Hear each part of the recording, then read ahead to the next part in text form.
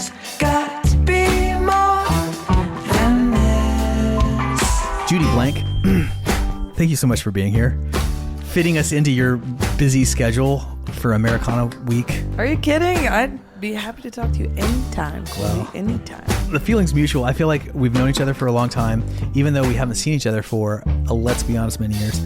But we did share a tour together, albeit a short one, but it was memorable for me because it was in your home country. It was in sweet old the Netherlands. The Netherlands. And in Utrecht. That was pretty good. That was pretty good. Pretty authentic. We'd say Utrecht. Amazing. Yeah. There, I did the R a little too American. I feel like Utrecht. It's hard. It's hard. You coach me after the word. Okay. The fact. Okay. But I do remember playing a couple of great shows and also just riding bikes everywhere in town, which was such a joy. And I know that's like probably like a Netherlands cliche or something, but it really is cool. Not only to ride the bikes all over town because it's pretty flat and so it's easy, liked that, but also just seeing bikes everywhere. You're like, wow, the world could be like this. It could. I know it can. It could. Look and it at can. the Netherlands. Look at the case in point. But so that was in 2018, I think we decided. And I feel like your career has just taken off in leaps and bounds since then in, albeit a steadfast and persistent way. And that's one of the ways I would describe you and anybody who ultimately has success in a really competitive industry like this one is to be steadfast and persistent on top of being fabulously talented. But, let's be honest, there's a lot of really talented people who lack those other two things. And that can work for a minute. But I think it's really hard to create a sustainable career without just showing up day after day after day after day. Tell us your secrets. Okay, I'm just kidding. I'll break this down and do an easier line of questioning. Well, first I want to know, I read the bio, and from knowing you and following your career, I know that your love of kind of American culture goes back, way back. And I thought maybe it'd be interesting to hear you talk about like what started you off on this journey and why you kind of chose sort of storytelling folk, indie folk as your outlet. Well, first of all, I knew that whatever I was going to do in my life was going to have to happen here in the States because I grew up in a super small town in the Netherlands called Aalst. And I always felt very trapped there because there was no art scene, no culture. I mean, I really loved my earliest form of escapism, and that was watching movies with my dad. We watched movies on Tuesdays and Thursdays because that's when they would play blockbusters with so many commercial breaks. Big movies, but so many commercial breaks. I will never forget the commercial breaks. But that was just a snack break, so honestly, yeah, it was a good break. Yeah, great. And so those were like American movies? Yes, they were all American. Dutch commercials. With Dutch commercials. Cool. But I loved kind of escaping into other worlds and other parts of the U.S. And I felt like I got to see so much through the movies. And I thought, oh man, if only I could be there. If I could be there myself, that would be so amazing. And when I was 19, I actually got on a plane to New Orleans because I was a piano player. I was already a singer-songwriter, but I mostly played piano. Ended up in New Orleans. My mom hated it. I was only 19, and I don't think I'd ever flown before. Yeah, I was by myself. And I visited a friend that I met at a festival in the Netherlands, and I put her up for a couple of days, and she was like, I'll do the same for you if you ever come to New Orleans. And I said, well, I would love to come to New Orleans. So a year later, I went and visited her. And I feel like that's a fantastic introduction to American music, by the way. Yes. Just being in New Orleans. And I was 19. I couldn't even get into the bars because I was too young. And in the Netherlands, you can get into any place when you're maybe 16, sometimes 18. But I was so offended that I couldn't get into this bar to look for music, like It does for seem music like and archaic in a way. yeah. And a couple of times I was in the French Quarter and I said, no, I just want to see the jazz. I don't want to drink. And a couple of times the door people let me in, or like let me look at the music like within their eyesight to make sure I wasn't drinking. Yeah. But that was honestly what I was there for. I feel like it's also an aspect of New Orleans culture that would happen. It's like not going to happen in Nashville or something, you know. No, no doorman's no. going to be like, cool lady, we'll let you peek in. But they did, and it was super inspiring. And that year I had just put out my first album when I was 19. And don't get excited, people. This was kind of a bad album. It wasn't great. But that album flopped in the months after, and I did a tour, but nobody came to the shows. And I got a couple of write-ups, but that didn't really do anything. And I thought, great, everything's ruined. This may not be for me. I'm gonna stop this. But my love for the States and for America and for American culture was still there. So I hit up a family member of that friend that I visited, because I knew she was the head of a school in Southwest Louisiana.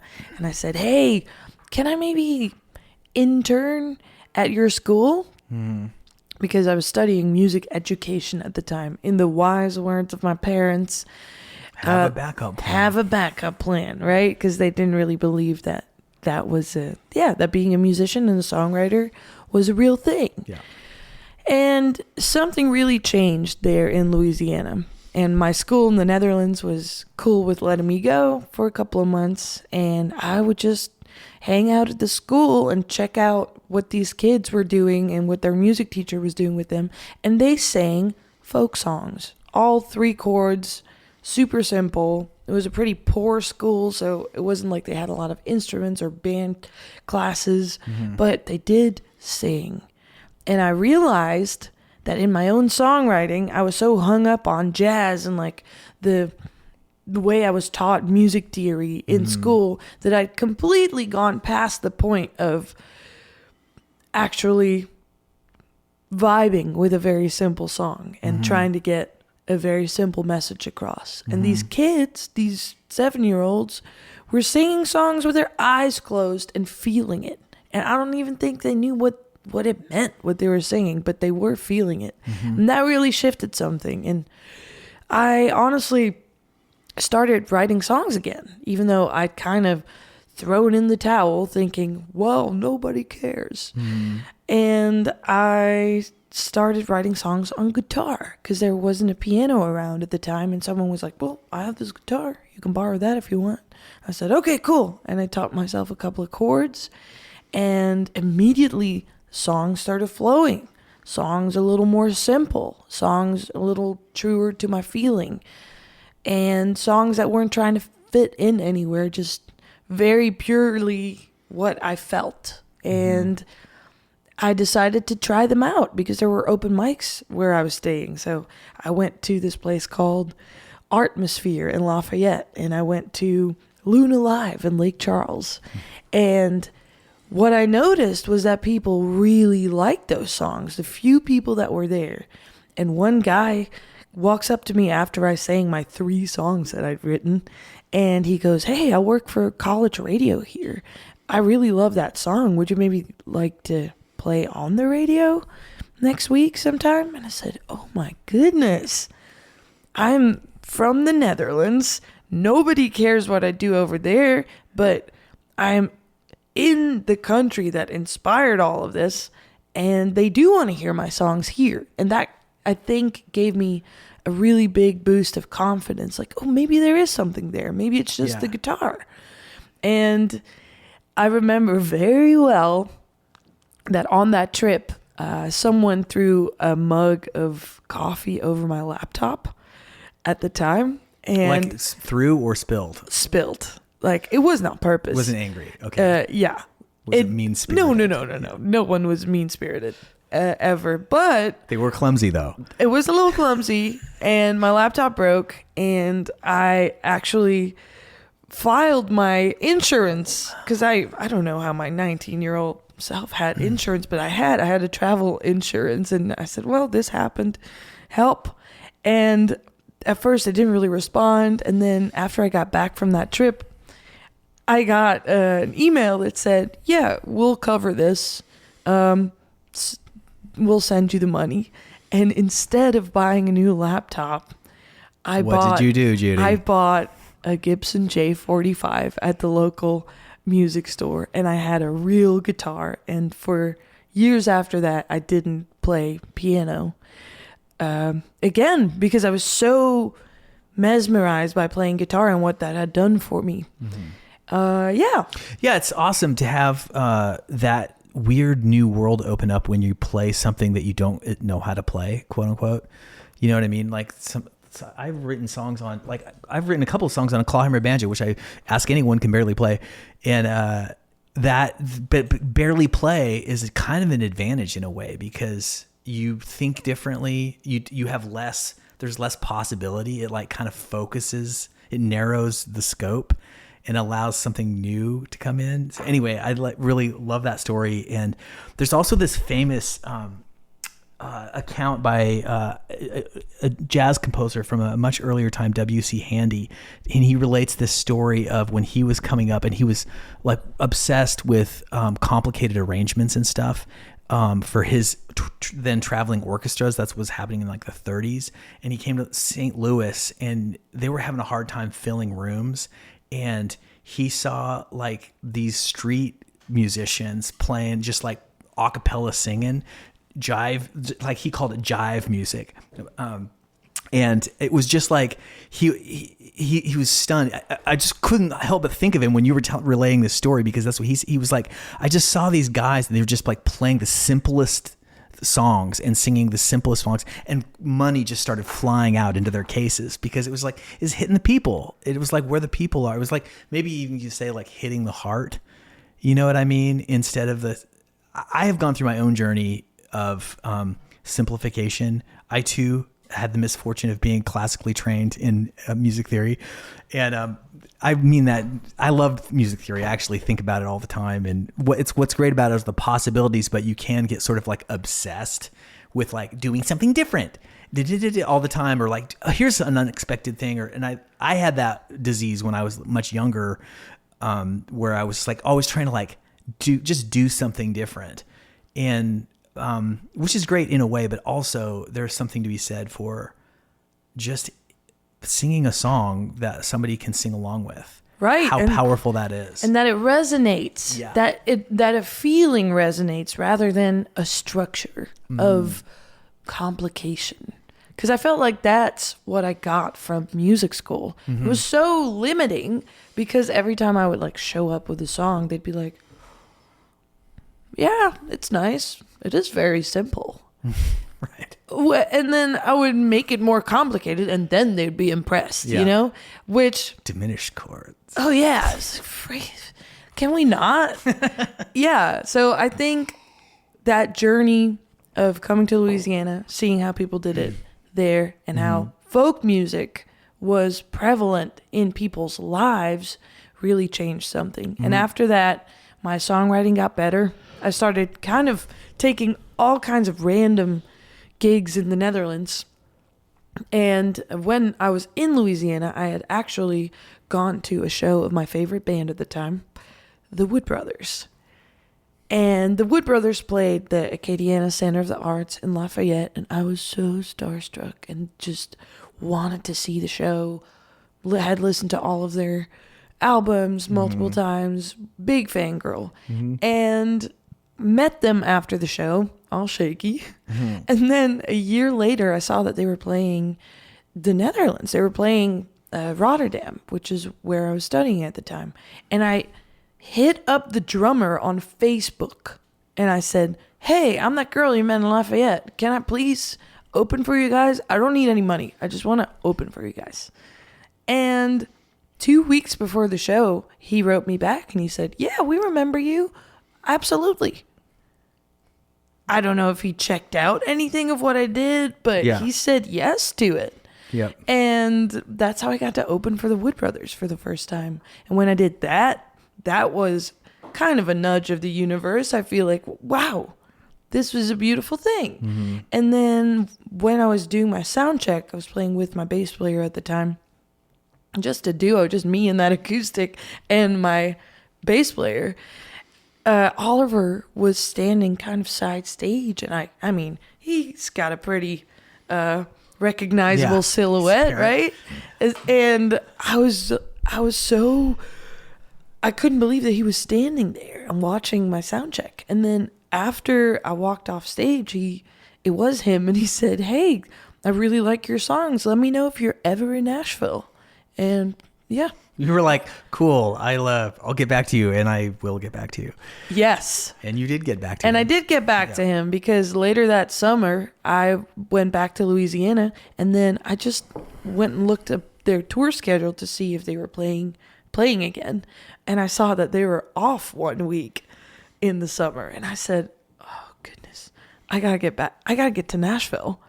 And I booked a ticket from Louisiana to Nashville, went to Nashville, stayed with a stranger, and then hit up Oliver and said, "Hi, I'm in Nashville. Do you still want to get that coffee?" And he did. And we went and grabbed coffee, sat down, and I got to ask him all kinds of things that I was wondering about. And it was one of the most pivotal moments in my life. I couldn't believe I was sitting there with one of my heroes talking about this. I think a through line of your story that sets you apart is your ambition. Is that fair to say? Do you think of yourself as an ambitious person? Oh, yeah. Yeah. Okay, cool. Because if you didn't, I'd be like, reevaluate your perspective. Because you clearly are. But also, you're like looking for opportunities, and you're not afraid to ask. And so that's part one. I think part two is also there's this, that saying, a prophet is not without honor except in his own country. I think it's from the Bible, actually. The idea being that people will treat you like a star will treat you better the more they don't know you. You know what I mean? Absolutely. So you come to America and you're that Dutch girl. That's kind of weird, and then you come back home and they're like, cool, Judy. Oh yeah, I'm Judy from the block, right? It's true. No, it's 100% true. So way to go. That's all I'm trying to say. Like setting yourself apart by having you're also a person that I've known people like this, and I'm a little bit like this, who always thinking about a way to get your foot in the door. All I need is my foot, because I'll kick it open if you give me a shot. And I know that you think like that. Yeah. It's proof. Well, proof I positive. think it's curiosity. Yeah. And I remember from that, I mean, a lot happened after meeting Oliver. Like what happened after that meeting kind of changed everything. Yeah, because for sure. he said, "Hey, I got to go now, but my wife works at the studio in town. Would you like to see it? Because she can probably give you a tour, and I can drop you off there." And I said, oh, you mean Southern Ground, where you guys recorded all of your stuff? Yeah, I've heard of it. And he did. He dropped me off there. She gave me the full tour of the place. That's Zach Brown's studio. And I then decided there and then, wow, I'm going to go home. I'm going to work my ass off. And I'm going to come back with money. And I'm going to record songs here, because then I'll have a story. And it's definitely going to sound better here, and it's going to be more interesting to make it here than it'll ever be in the Netherlands. Songs were born here. I want to record them here. So that's what I did. I went home, got a job, and took all the random gigs I could find until I had saved up enough to record an EP. What year was that? That was 2017. And yeah, I went back in the summer of 2017, recorded an EP because that was all I had money for, and came back to the Netherlands with that EP, got signed to a Dutch label called V2 Records, because they were like, what's this girl doing in Nashville? We like these songs. And they said, can you go back to Nashville to record more? And I said, yeah, that sounds amazing. So that's what happened. I recorded the second half of the songs that same fall. And from that moment on, something had shifted because I felt like all of a sudden, whoa, I was being taken seriously. I wasn't delusional. People actually cared about this. People in Nashville were really kind and helpful and wanted to play on the record and gave me deals, even though they didn't really know who I was, but they just wanted to support the project. And from that moment on, it turned into this mission of curiosity. And I think that is what got me very far. I was like, I wonder if I too could record an album in Nashville. I wonder if they'll let me in that studio. I wonder if I could play Americana Fest, even though no Dutch person has ever done that. I wonder. And that question, I wonder, has opened a lot of doors because it's not I must, I have to, I got to. That's a different energy, but I wonder has gotten me very far. It's inspiring and I can relate. And I want to talk about kind of what's going on right now. But first, it'd be interesting to talk to the extent that you feel comfortable sharing about, the sacrifices of pursuing a career like this in terms of like personal relationships and happiness, because you have been hammering away for a long time and touring a lot and traveling hither and yon. And I know from firsthand experience that is really difficult to, kind of find community is hard, but also like finding any sort of intimate or romantic relationship. How have you negotiated that challenge, my friend? Well, not very well. No, this is I feel like I'm kind of doomed in that sense because I'm like a ghost. I'm nowhere for a very long time. Every time I do find that spark with someone, I have to leave them again because I go on tour for months at a time. And not just in the US, but also back in Europe. So I split my time between a lot of different places, and any meaningful connection just has to be nurtured. And of course, I have a lot of amazing neurodivergent musician friends who all understand that. And whenever I see them, we are good. And there's no hiccup in our friendship in any way. But in terms of a romantic partner, I have not found the inner peace in this life to nurture anything and let it grow and have the headspace to watch it grow to where something could actually last. Yeah. And that is a sacrifice because it does make this life sometimes a little lonely. Yes. You're also very young still. You're 30. Is that fair to say? So that's, you're still on the front side, I feel like.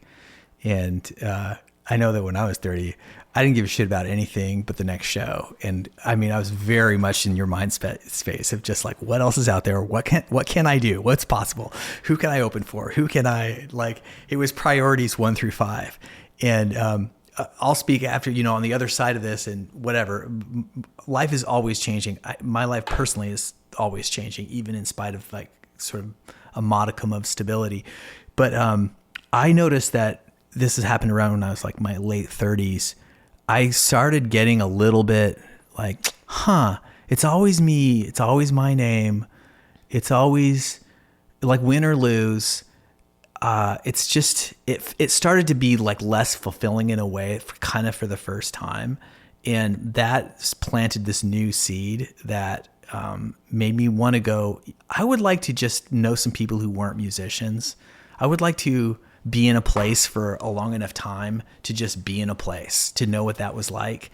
And I didn't know this at in that moment, but that really was like a fundamentally different choice, because I feel like prior to all of that, I was just like, it's nice. I had lots of relationships along the way, that were fun and even meaningful, but like the priority was always. Yeah. Oh yeah. And, with the next gig the priority was just music. Wherever music's going, that's where I'm going. And then now I'm in a really different place. It's interesting. And this is about you. And but just to complete that sentence, I'm just like, that's not my priority now. My priority is my family. And to the extent that music and creativity can be part of that, then that it is. And honestly, I don't sleep ever, and I'm doing this all the time, and we're building this thing, and my wife and I have projects together, but so there's a ton of it there. But it's interesting because I would never just take off for 10 weeks for any reason, because I'm not going to be away from my kid for that long. There's nothing better and more important to me than that. Anyway, that's just it took me a long time to reach that place, and also just just being older, I think it's just your priorities change a little bit. Anyway, I love that, and I can relate. And it is a little bit lonely, I know. At times, but at times yeah. it's also not at all. Yeah. And I feel like, wow, this is insane. I get to live this life. Yeah.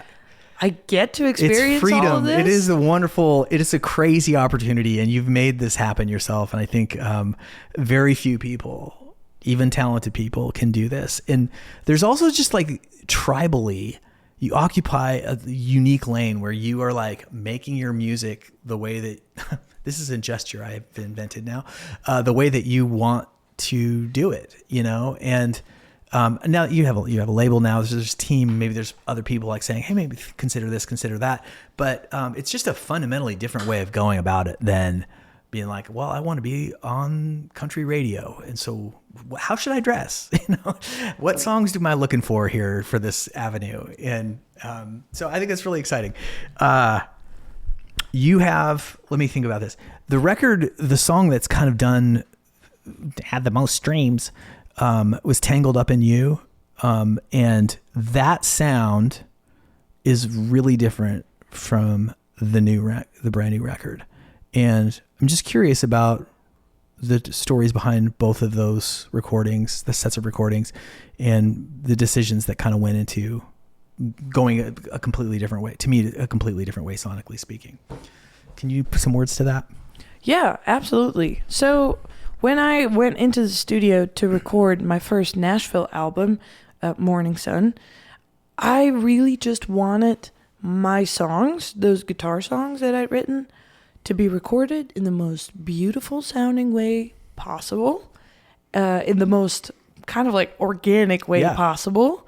And that's obvious in the recordings. That's, I love that shit. Yeah. There's a ton of space. There's a ton of just kind of obvious beauty, you could say. But mostly I wanted just the world to hear my songs, because I was proud of those songs. Yeah. And the songs were dressed up a little, but not a whole lot. And I just wanted it to be pretty. And not overpowered. And not, exactly. And I felt a really I found a home in that space with that record, because I never knew what my music was. And then after my folk Louisiana adventure and turning to guitar, I was like, duh, it's Americana. And then I made that album, and people really loved it. And that song kind of popped off. And it's a very heartfelt, honest, kind of like a folk ballad. But after having played those songs for even just a year, I noticed that term Americana was, first of all, not correct, because I am not American. So it doesn't really work. Second of all, it was also limiting in terms of whose ears my songs would reach and who they were pitched to. And I wanted to expand, because I felt like there were people that wouldn't listen to my songs because they were like, Americana is not my thing. Oh, country music, not my thing. And I was like, no, you don't get it. They're just songs. It's just how I recorded them. It's about the song itself, right? Plus, I started listening to a lot more indie and indie rock records, and I was sonically more stimulated than after listening to the next Americana record, because let's be real, it does all sound very similar. It hovers around the same thing, yeah. And every time someone would step away from that and try something different sonically, or like add weird instruments or mix it in a weird way, my ears would perk up and be like, whoa, what's going on there? And then I decided that the next record was going to have to cater to more. I wanted it to be more accessible to everyone, including the weirdness of it. I didn't want to just play for cosplay cowboys anymore, because I felt like... Not that there's anything wrong with cosplay. No, cowboys. you can do whatever you want. That's what I'm all about. But I never did that. I never dressed up like a cowboy. But I always felt like it was about the songs, and I wanted the songs to live longer and more and just expand and focus on that. So I decided to make a record with my favorite indie producer in the Netherlands. His name is Roy van Roosendaal, and he had this amazing playground of a studio full of synths and weird guitars and amps that you've never heard of, and an omnichord and anything you could think of. And he was so creative, and I loved his band at the time, and I was like, man, this is fun. It sounds fun and colorful and playful. That's the word I would use is playful. It's very fun sounding and doesn't seem to take itself terribly seriously. No. In the best way. When the content of the songs and the lyrics is sometimes super serious, but I'm not going to sing another serious song in a serious sounding way with a serious cover, if that makes sense. So I switched it up, and I started coloring in these new songs, very playfully picking players for each song. I'd be like, hey, do you want to play on this? I feel like you'd vibe with it. And I kind of pick and choose for a couple of songs at a time. We'd track it, and then most of the overdubs were actually done by me and Roy together. So we tried things out for days on end.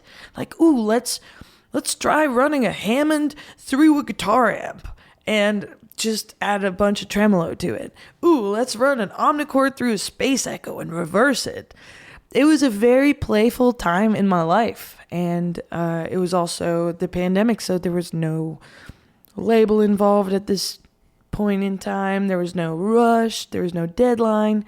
So we really made that record the way I can probably never make it ever again, with just zero stress. That kind of time. Yeah. Yeah, and absolutely. That kind of time, he had all the time in the world, and it was like a school, like the most fun school ever, because I often outsourced my sounds, same as what I did with Nashville. I mean, I love that record, but it is me outsourcing my sound to players here and a producer here and the sound of Nashville, which served me greatly, but it wasn't my sound.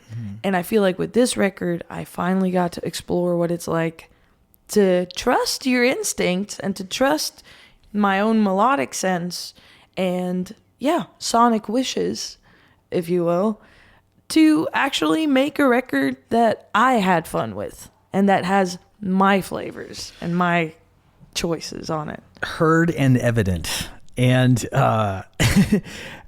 you said that you recorded this during the pandemic and the record just came out. So how have you spent the last 5 years? I mean, that's a long time between those two things. And was the journey? I think that one is when one's excited about their recent collection of recordings, they want the world to hear it. And so there's a sense of urgency there. But it sounds like you didn't succumb to the temptation of just putting something out. You took your time. Is that what happened? Well, I had always had the wish to put out a record in the States, because what happened with Morning Sun is everyone was stoked. Also, the people in Nashville, Americana Fest people were game. It did really well. People were playing it on Lightning 100. And I knew that was special. And that was a really unique situation, because there's people here that try to do that too, and that moved to the city to do that will not get that opportunity. But every time something cool would happen, I'd officially showcase at South by Southwest, or I'd play Americana Fest. My Dutch label would just ask me oh, did you have a good time in Nashville? And I was like, dude, you don't get it. I need your help. I need something to happen here. We need to bank on this somehow. And they just weren't able to help me because all they know was distribute records in the Netherlands and promote it in the Netherlands to the Dutch radio. And I really did not want to let that happen with this album because I believed in it from the day I started recording it. I knew this is something else. This is something bigger. I'm not going to let this fizzle because I have a record deal in Europe only. So my lease was up because I had made a couple of records with that Dutch label. And I finished this record, paid for all of it, had it mixed and mastered, and then applied for the visa to be a U.S. Or the U.S. artist visa, and to be able to work here officially and to give it a real go. And I kind of just took the record with me under my arm like a child. A little zip drive. That you had in your lapel pocket. Yeah. And I just moved here on a whim. I was determined to get this record to a real record label because I was not going to let it fizzle. So I did that. I first did the most random tour ever because, to get this visa, you have to prove that you had shows. So I'd play in Healdsburg, California, and then Des Moines, Iowa, and Austin, Texas, and Bentonville, Arkansas. I played the most random shows ever because I needed to do that to get this visa. And after that, I went back to the Netherlands, played a couple of shows in Europe, and then I actually moved to Nashville, which was the city where I knew the most people and where I felt really at home and where I honestly had always wanted to live.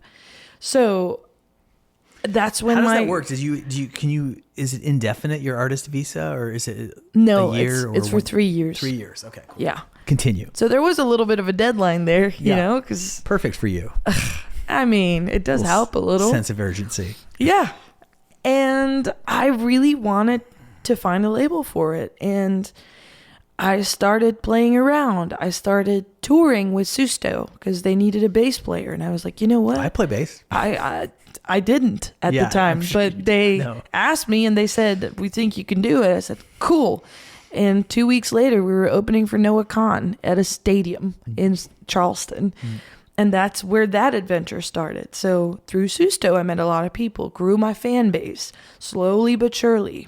I started making a little more of a name for myself in Nashville by doing a residency and playing at other people's shows, singing a song at a friend's residency and going to Honky Tonk Tuesday and running into a bunch of people there. Dancing is still something that brings me so much joy. And I always run into cool people that then were like, oh, do you want to open for us? That'd be cool, right? It'd be fun, right? Flying out to a random city to open for some friends. Writing better songs and continuing to believe in this record. Yeah.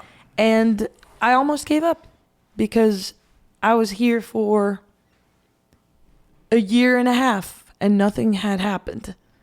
Nothing significant, nothing with the record. No one had been like, yes. So there was a label that said, yeah, maybe the next record. Or a label that said, well, does she have a touring history here? Because I don't really see it. And of course I didn't have a touring history. I started all over again here. I have a touring history in Europe, but not here. So I felt for the longest time that nobody really cared. And it was a very stressful endeavor. And I noticed that I was out of the curiosity space. I was in the I have to, but I have to get this record to a label. I have to. And that wasn't good. And I felt like I was being a little too eager with it again. And then I decided to take a step back and decide that whatever was going to happen was meant to be that way, and to trust that I was doing the most I could do and that I was still on this awesome adventure, and that if I'm ever 90, if I get to be 90 and look back on my life, I at least tried it, right? Because I really wanted to try it. I would have never forgiven myself if I hadn't tried it with this record. So I started having a little more fun with it, was getting ready to get back to Europe when I heard that Rounder Records was interested in the album and wanted to see me live. And wouldn't you know it, I was playing a show opening for Wild Child at the Basement East. Well, I played the show. It went great. I played solo. And I texted management afterwards. I was like, were they there? Did they like it? Tell me. And they said, oh, well, we just heard they didn't make it, unfortunately. And I said, great. Okay. And that was such a, okay, wow, maybe I am delusional. No, it's heartbreaking. Maybe, it's hurting my heart right now. Maybe this is not meant to be. Yeah. How many times has the fucking label not made the show? You know, I've been there. It's so awful, especially when you feel like they're there. And, yeah. You put on a good show and you're like, I did it. That was my best. Like, judge me on that. Absolutely. But no, that did not happen. But then I went on, I think, another little run with Susto. I was out of town for a little bit and then was going to be back in Nashville for probably a week. And I was asked to play at the 5 spot. And management had said, oh, yeah, Rounder wants to come out to this show again. So are you cool with playing the 5 spot? It would kind of be perfect. And I said, yeah, whatever. They're not going to come. This time you're just like, yeah, sure. Okay. So I was convinced that they were not there. And I did not give a fuck about anything at that moment. I just wanted to play a good show. I'd put on my Instagram that I was playing my last show in Nashville before going back to Europe.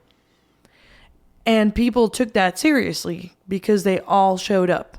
Mm-hmm. Like, the 5 spot was full, and it was all people that came to see me play.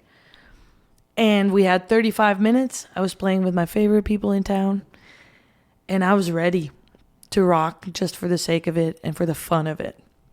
And I was absolutely convinced that no one was going to be in that room of any importance other than my friends, and I just wanted to have a good time. So I played a show. I really crushed it.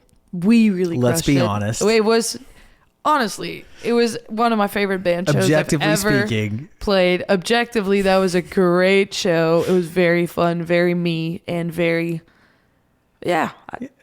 gratifying just for the musical side of it. It was great, and it was fun. And we played all those songs that weren't out yet. Yep. We played the songs off the mystery record that no one had ever heard. And I got off stage. Also, all the people that were there immediately left. There were other bands afterwards, but it was very obvious that everyone had come to see us play. Everyone left. And then it turns out that Rounder did come to the show. And they were all there. Michelle Aquilado, Stephanie Hudacek, and Gary Pachoza. Freaking legend. They were there. And they immediately said, we need to talk to you. And I could not believe my ears. Because I was convinced that it was just not going to happen. I had almost thrown in the towel. I had almost convinced myself back to, okay, Judy Blank, you are delusional. This was a very optimistic endeavor. Thank you for switching up your life, but we're going to go back to Europe now, and we're going to go back to living in Utrecht and going to see your little indie movies and playing songs for your really sweet fans over there. And that's also good. That's a good life. It's fine. A fine life. It's fine. But no, I got signed after that show, and fantastic. I mean, that's like, crazy. It's so weird because that's what had to happen. That it was a better opportunity probably to rep you with a band than without. So it's just a testament to the fact of just, trusting in the moment of apparent defeat that all is not lost, which is a hard thing for all of us to do, because the moment of apparent defeat can feel conclusive and all encompassing. And you don't think that there might be another day. And in fact, the other day, the another day was the better day, perhaps, to wrap it that way. It was way better. Turns out. That's inspiring to me personally, on a personal level. So thank you for sharing that story. And I wonder if you might follow that with perhaps a showing of some of the talent that got you signed to Rounder. I have a guitar here somewhere. I think. Where's the band? Bring in the band. But maybe, do you want to set this song up? Yeah, absolutely. It's funny because I wrote this song before Morning Sun had even come out. I was 23 years old and already really scared of being forgotten, because back then, I think my career was a little more about my personal quest for validation than it was what it is now, which is I want to make music that people feel seen by.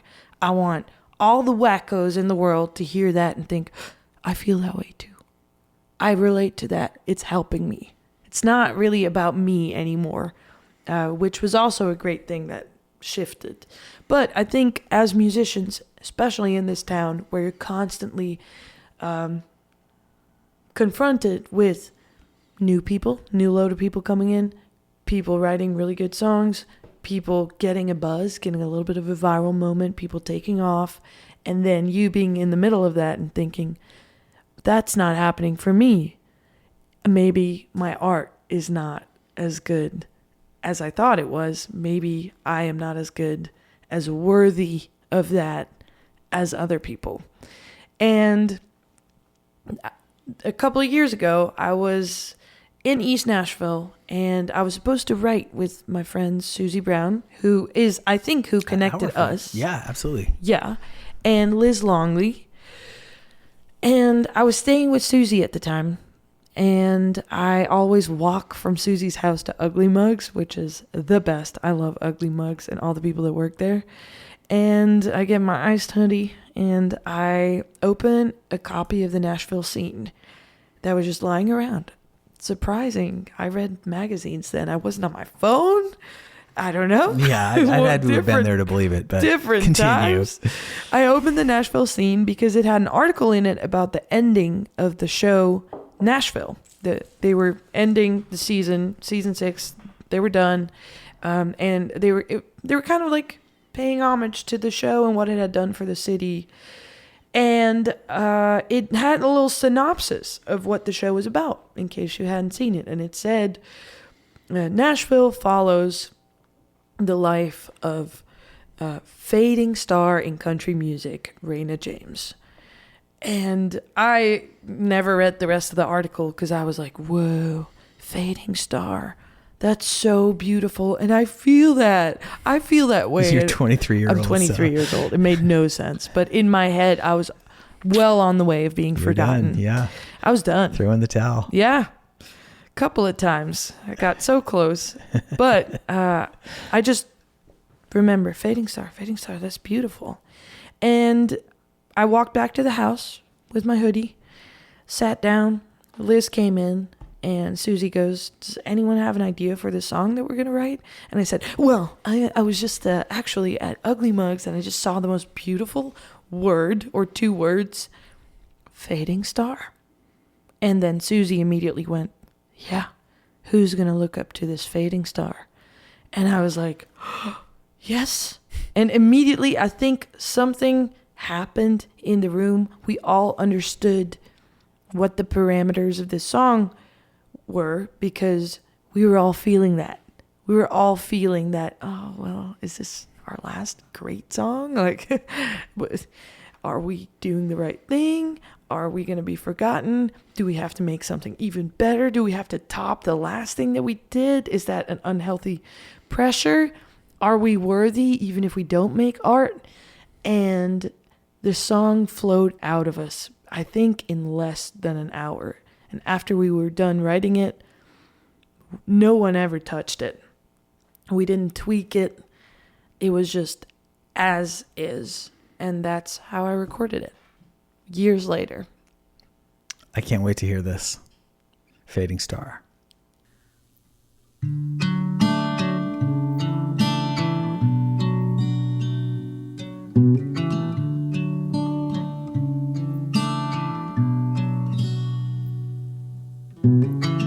Wandering these city streets from dawn to dusk, nobody recognized who I was. One cup of coffee in the restaurant, dreaming of days I was in the lights. Everyone said I was on the rise. Where did they go on my rainy nights? Who's gonna look up to this fading star? Fading star. Who's gonna see me when it's growing dark? I'm growing dark. If only they could see how bright I used to be, they'd love me. I know you'd love me too.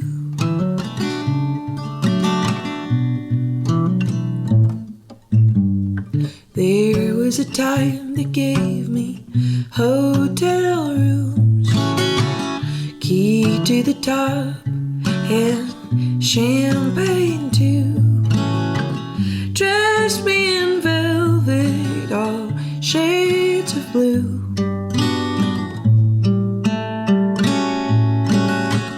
Who's gonna look up to this fading star? Fading star. Who's gonna see me when it's growing dark? I'm growing dark. If only they could see how bright I used to be, they'd love me. I know you'd love me. If I was poetry, some kind of symphony, I would still shine in your eyes.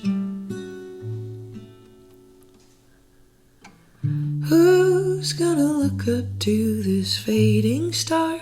Fading star. Who's gonna see me when it's growing dark? I'm growing dark. If only they could see how bright I used to be, they'd love me. I know they'd love me. You'd love me. I would still love me too. Judy, that was fucking fantastic. And it was really cool because my daughter Zuzu was here and able to see you play, and she loves music, but she doesn't always like participate, and she got into it a little bit. She was singing. I don't know if that made the recording or not, but that was so great. And I feel like we've been talking about the record, but we didn't mention the title, and so we need to do that so that people can find it. The record is called Big Mood. Big Mood. And it is full of big moods. I was just rocking it all this morning. And it is like absolutely playful, and it occupies a unique space because it's lyrically, not ambitious, I wouldn't say, but it's just like, you have something to say. And at the same time, there's a lot of fun in the journey of listening to the recording. So, I don't have to tell people to listen to it because everyone is listening to it. It just came out like in August, right? It's brand new. But you're not done. You're no fading star, my friend. You're a rising star. It's time to write the new song, I think. Let's go. And you're not sitting on this record just waiting for something to happen. You're putting out new stuff. And I think that there's a Christmas song coming out. Is that fair to say? I got a couple. Oh, damn. Tell me. Well, I recorded a couple of my favorite Christmas covers. But in a very fun and existential way. And I think you're going to love this. I actually recorded a version of Have Yourself a Merry Little Christmas, But I found out that before Judy Garland sang the Hollywood version of it, there were original lyrics that were never used, that were way more dark and existential than her beauty, pretty version would ever be. And the writers actually changed the lyrics for Hollywood. But I decided to record the original dark lyrics because it fits Big Mood. It fits the vibe. You are correct. I am a lot more interested in this recording now, just to know. Yeah, well, I can give you the opening line if you want. Share it. Okay, so I'll just sing it. Have yourself a merry little Christmas. It may be your last. Damn, dude. Yeah. I can see like the Hollywood execs being like, yeah, love the melody.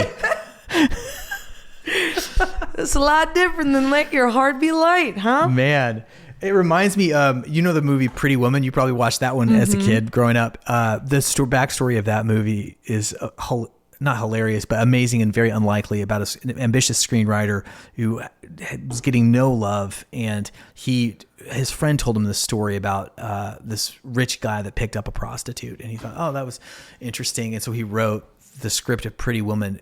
It ends completely...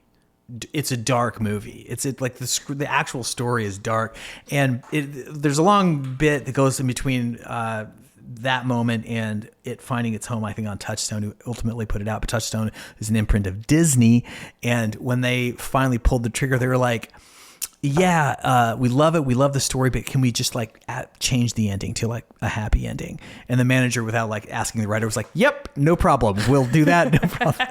The writer was like, yeah, it made a lot of money. It's fine.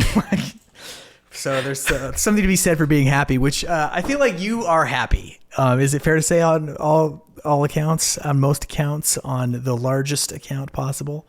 I think so, but it's always a question. Mm-hmm. Because my mom always says, this is something that keeps me grounded. She says, not every day can be a 10. Some days are a 5 or a 6 or a 3.